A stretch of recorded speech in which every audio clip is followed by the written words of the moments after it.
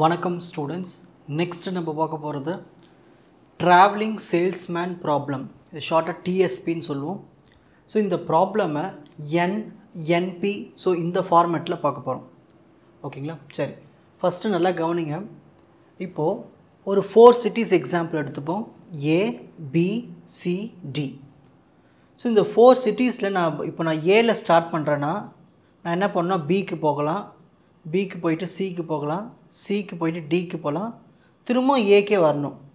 So நான் ஏலேருந்து start பண்ணுறேன்னா எல்லா சிட்டிஸும் பார்த்துட்டு திரும்ப ஏக்கு வரணும். அப்போது ஒரு நம்பர் ஆஃப் சிட்டிஸ், இப்போ 100 cities இருந்தால் அப்போ அதுக்கு எவ்வளோ ரூட்ஸ் இருக்கும்?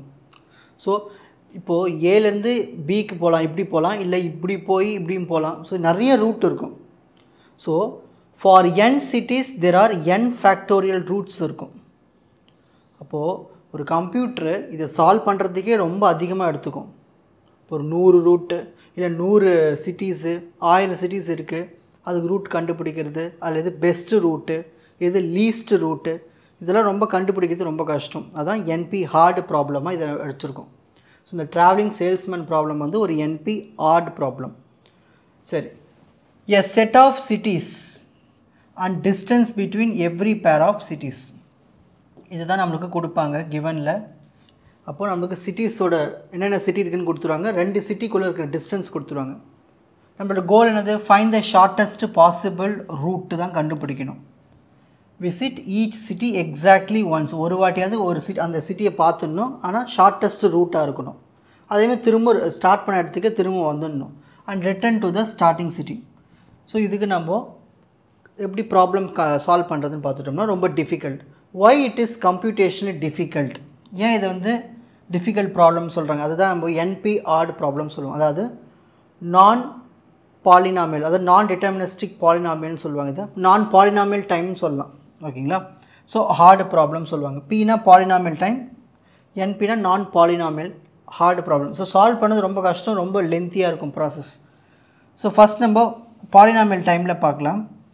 So no fast algorithm to solve the TSP for all cases. So இந்த ப்ராப்ளமை சால்வ் பண்ணுறது கஷ்டம்.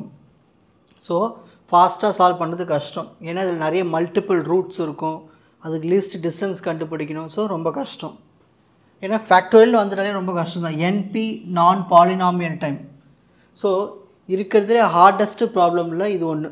DSP is the one of the hardest problem in non polynomial.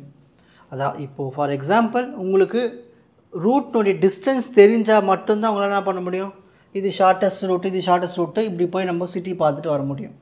இதுவே ரூட்டு தெரியல ரொம்ப கஷ்டம். ஸோ தெரிஞ்சால் ஈஸி. அப்போது TSP is belongs to NP hard problem.